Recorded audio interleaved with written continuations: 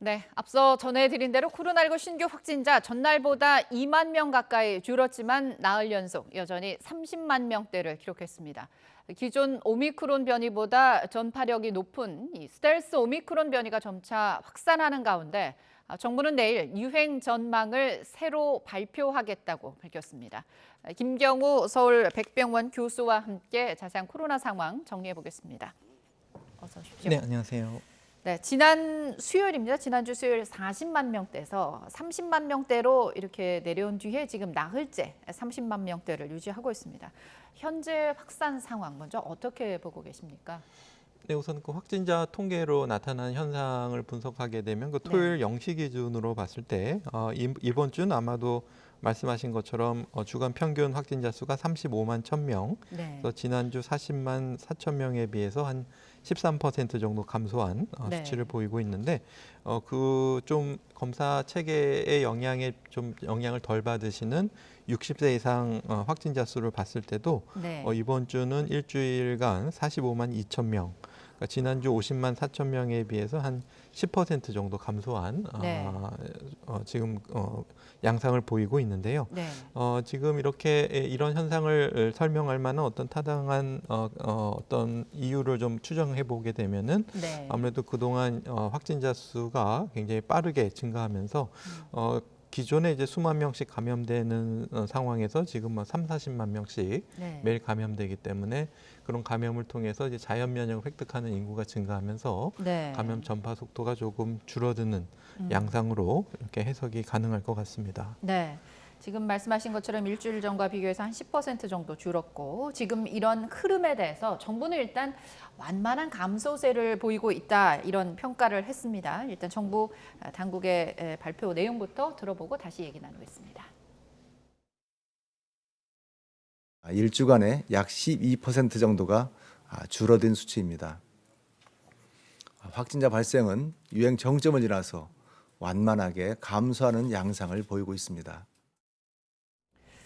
네, 확진자 발생이 유행 정점을 지나서 완만하게 감소하는 양상을 보이고 있다. 이게 정부 공식 당국자의 발표입니다. 사실상 정점의 고비를 지났다는 건데 교수님도 그렇게 보십니까? 네, 조금 더 추이를 좀 봐야 될 것 같습니다. 예. 지금 뭐 10%의 감소세는 우리가 상승할 때는 거의 뭐 주 단위로 50%, 40%씩 증가했기 때문에 네. 증가 속도에 비해서는 굉장히 더딘 양상이고 네. 집계의 오류라든지 언제든지 재증가할 위험성이 여전히 남아 있기 때문에 우리가 조금 더 감소세에 들어가는지 그리고 조금 더 큰 감소폭을 좀 기대해 봐야 될 것 같고요. 네. 또 정점을 지나서 감소세가 시작됐다고 해도 네. 여전히 30만 명 이상의 확진자 그리고 고위험군에 계속 확진되면서 중증 환자, 또 사망자가 늘어나고 있는 것은 여전히 의료 체계에 굉장히 큰 부담을 주고 있고 그렇죠. 또 고위험군이 네. 아닌 분이라든지 또 소아를 두고 계신 부모님, 네. 또 코로나19가 아닌 다른 환자들도 굉장히 지금 의료 이용 체계에서 큰 혼란과 어려움을 겪고 있기 때문에 네. 여전히 굉장히 좀 위중하고 어려운 상황이라고 봐야 될 것 같습니다. 네. 증가 40~50% 증가할 때 그 속도에 비해서는 지금 감소하는 양상이 적기 때문에 조금 더 추이를 지켜봐야 한다는 말씀을 해주셨어요. 하지만 어쨌든 지난주 검사 건수를 보면 전주보다 하루 25만 건 정도 적었습니다. 따라서 진짜 정점기가 지났다라기보다는 검사를 받는 그런 사람 수가 줄어서 나타나는 이른바 기저효과라는 지적도 있는데 어떻게 보십니까?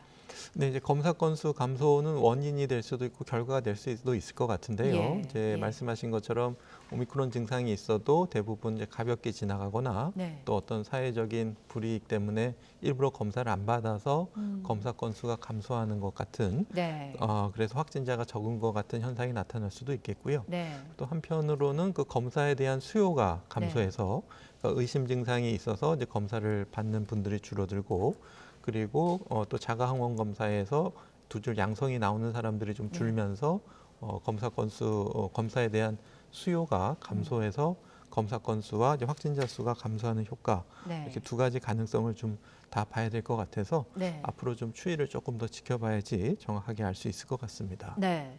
여전히 검사 건수가 감소했다는 것이 꼭 반가운 지표만은 아닐 수도 있다는 얘기를 지금 해주신 것 같아요.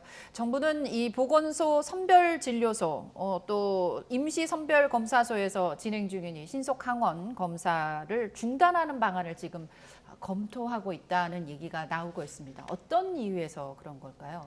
네, 아마도 이제 선별진료소에서 이제 신속항원 검사가 도입된 것은 이제 네. PCR 검사를 우선 검사 대상군에 집중하면서 네. 그것을 받지 못하는 분들이 이제 신속항원 검사로 대체해서 받으셨던 부분이 있고 네. 또 이제 그렇게 받으시던 분들의 상당부 수요는 또 이제 동네 병의원에서 전문가용 신속항원 검사를 해주기 때문에 그쪽에서 이제 검사를 받는 수요가 증가했을 수가 있겠고요. 네. 또 하나는 이제 선별진료소에서 자가항원 검사를 하셨을 때 거기서 이제 음성이 나오시면은 이제 전에 사용하던 방역 패스에서 네. 음성 확인을 받으실 수 있다는 면에서 선별진료소에서 신속항원 검사에 대한 수요가 있었는데 그 부분이 이제 많이 줄었다. 그래서 선별진료소의 신속항원 검사를 좀 중단하는 방안에 대해서 많은 지자체에서 좀 동의를 해서 아마 이렇게 진행이 될 것 같고요. 네. 다만 이제 이런 선별진료소에서 신속항원 검사를 안 한다고 했을 때 우리가 다른 분들이 이제 신속항원 검사를 원하는 분들에 대한 수요를 네. 특히 이제 6,000원이라는 구입 가격에 대한 장벽을 좀 낮춰드려서 네. 좀 원하시는 분들이 좀 쉽게 검사하실 수 있는 길은 여전히 확보해 주는 것이 매우 중요할 것 같습니다. 네. 열흘 전에 62만 명 넘어서면서 역대 최대치 찍은 이후에 지금 40만 대, 지금 나흘째 30만 명대를 유지하는 게 사실입니다. 그렇다고 감소하는 속도가 그렇게 빠른 건 아닌데 지금 또 다른 측면에서 보면 일명 이 스텔스 오미크론으로 인해서 유행 감소세에 좀 제동이 걸린 거 아니냐는 평가가 지금 나오고 있습니다. 해외 사례에서도 오미크론 유행이 감소된 이후에 이 스텔스 오미크론으로 또다시 재확산하고 있는 그런 사례들이 나오고 있습니다. 그렇다면 진짜 문제는 이제 이렇게 유행이 반복돼서 올 수 있다는 거 아닐까요? 네, 이제 아마도 이제 지금 이제 스텔스 오미크론, 그러니까 오미크론 하위 변종인 BA2가 네. 아마 지난주에는 41.4%였는데 네. 이번 주에는 아마 상당히 많은 부분을 차지할 것 같고요. 네. 기존의 BA1보다 확실히 전파력이나 전파 속도가 빠르기 때문에 네. 우리가 정점에 이르는 시간을 더 늦추게 됐고 또 정점의 규모도 더 키운 측면이 있겠는데요. 네. 또 반대로 말하면 그만큼 감소세도 속도를 굉장히 둔화시킬 가능성이 매우 많겠습니다. 네. 우리가 이제 감염 전파, 감염 재생산 지수를 결정짓는 여러 가지 요인 중에 하나가 네. 바이러스 고유의 어떤 기초 감염 재생산 지수가 있는데 그것이 이제 BA1에서 이제 BA2로 점유율이 높아지면서 네. 감염 재생산 지수가 더 높은 BA2를 따라가면서 네. 우리가 이제 감염 재생산 지수가 쉽게 1 이하로 떨어지지 않는 그런 현상을 보이고 있었는데 네. 이것이 이제 더 늘어나게 되면 그만큼 우리가 백신 면역이든 또 자연 면역이든 또 사람 간의 사회적 거리두기를 유지하든 이러한 다른 노력들을 좀 희석시키는 효과가 있었기 때문에 아마 이제 BA2의 우세종화가 앞으로 또 감염 확산 속도를 떨어뜨리는데 방해 요인이 될 것 같고요. 네. 이제 말씀하신 것처럼 그러면 이제 또 다른 새로운 또 기존의 면역을 회피하는 또 그리고 전염력 전파 속도도 높은 새로운 변이종이 나오게 되면 네. 그다음에 어떤 현상이 생길지 그것도 사실은 우리가 또 다른 변이종에 대해서도 굉장히 전 세계적으로 감시를 하고 네.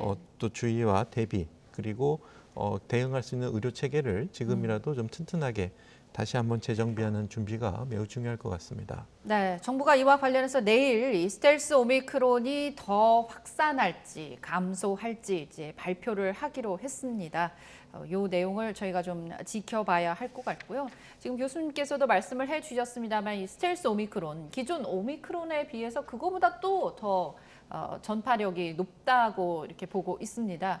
따라서 막을 방법이 어떻게 보면 마땅히 없다는 건데 지금 방역 시스템에서 최우선적으로 어떤 대응을 좀 해야 할까요?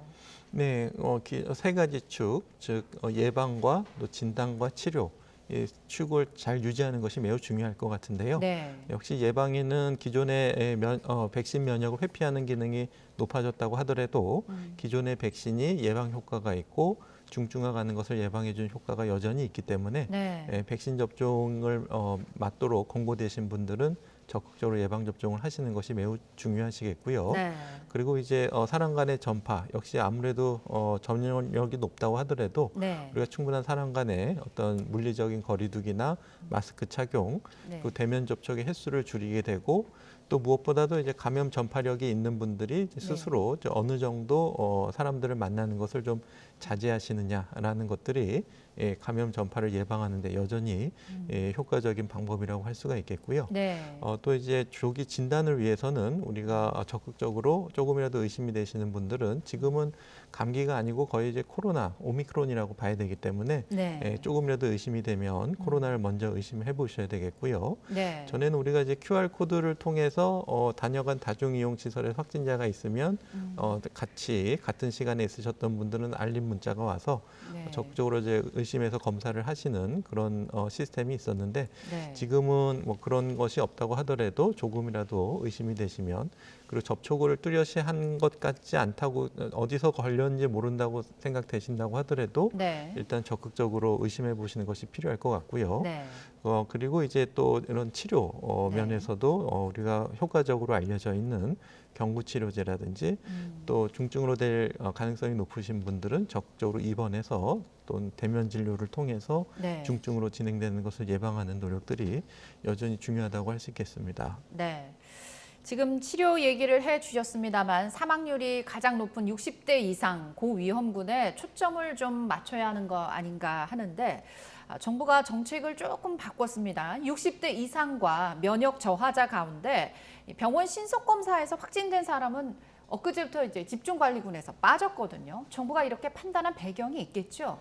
네, 그렇습니다. 아무래도 이제 기존에 우리가 재택 치료를 기본으로 했을 때는 확진을 받으신 다음에 네. 보건소에서 역학조사를 하고 네. 그분들이 입원할지 생활치료센터를 갈지 재택치료를 할지를 먼저 구분한 다음에 네. 그 다음에 이제 재택치료 의료기관에서 연락을 드려서 필요하면은 이제 먹는 치료제를 처방하고 네. 이러한 과정이 있었는데 그 과정에서 각 과정에서 걸리는 시간이 너무 오래 걸리기 때문에 우리가 5일 이내에 드셔야 되는 먹는 치료제의 투약 시기를 놓칠 수가 있었기 때문에 네. 지금은 이제 신속항원 검사를 가까운 병의원에 가셔서 바로 확진을 받으시게 되면 특히 60세 이상 고위험군은 바로 감기약뿐만 아니라 먹는 치료제까지 바로 네. 처방받으실 수가 있기 때문에 그런 면에서 굉장히 빠르게 진료를 받으실 수가 있고 네. 또 그 과정에서 우리가 전화가 아닌 직접 대면 진료를 또 받으실 수가 있기 때문에 네. 가장 좀 바람직한 방향이라고 할 수가 있겠습니다. 그래서 그렇군요. 앞으로는 가까운 데서 직접 대면 진료를 통해서